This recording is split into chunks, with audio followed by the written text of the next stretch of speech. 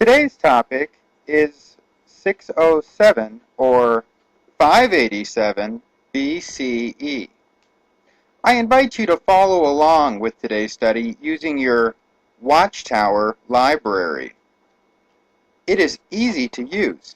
Just simply enter a portion of the text which is displayed in this video presentation into the search bar. Next, by pressing enter or clicking on the magnifying glass, it will search for the text. Next, the results are displayed below. Simply click on the result and the text is displayed. You can follow right along, and it's easy too. Back on topic, we're discussing the destruction of Jerusalem. 607 BCE or 587 BCE. The first piece of our puzzle is figuring out where to start. Well, according to the Watchtower, it is well to understand that all Bible chronology dates for events prior to 539 BC must be figured backward from the absolute date of 539 BC. So, we'll go ahead and start at 539 BC.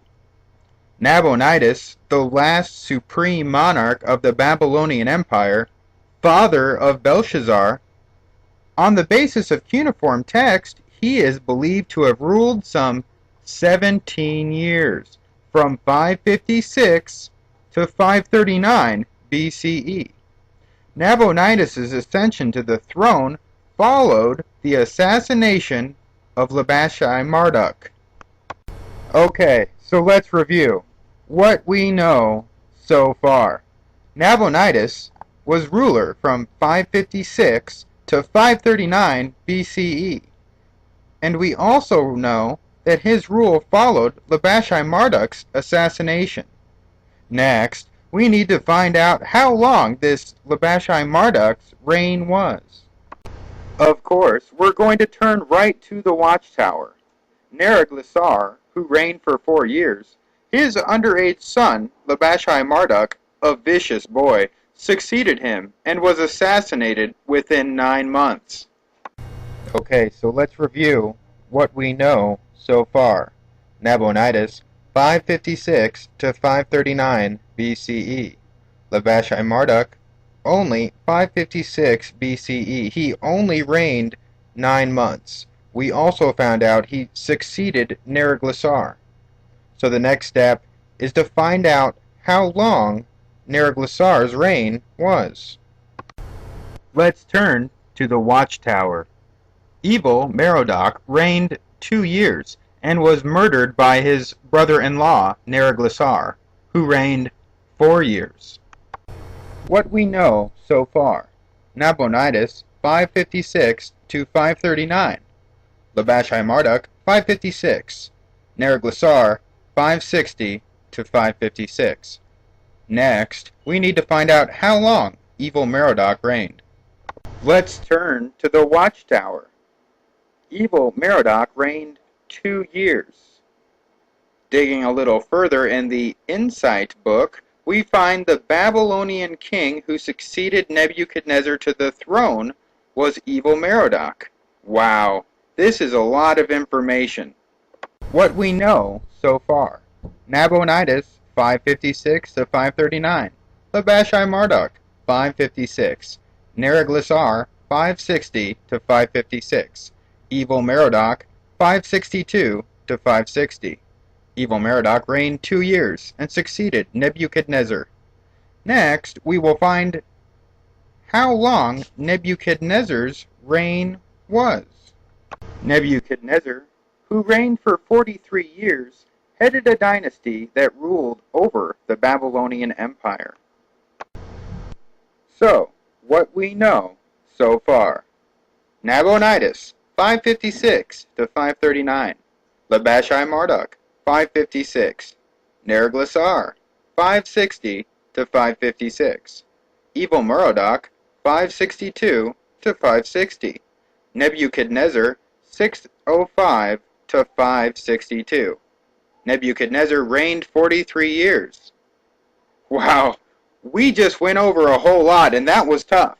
Next, we need to figure out when Jerusalem was destroyed.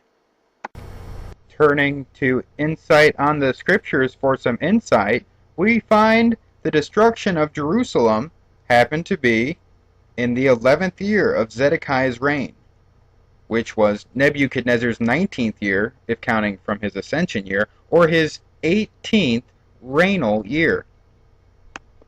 Next, let's double check and make sure we didn't miss any rulers, just in case. We're going to search for Part 40, Your Will Be Done on Earth, in the Watchtower Library.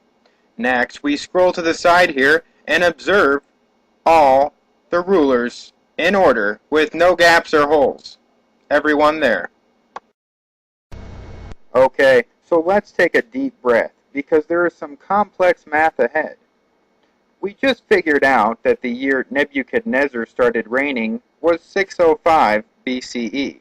We also just figured out that it was his 18th regnal year that Jerusalem fell to the Babylonians. So, we are going to take 605 BCE and subtract 18 years.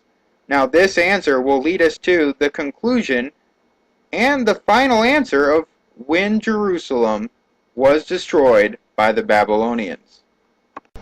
Using a state-of-the-art precision mathematical device called a calculator, I was able to derive an answer. And the result is in, we get 587 for our final answer. Ding, ding, ding.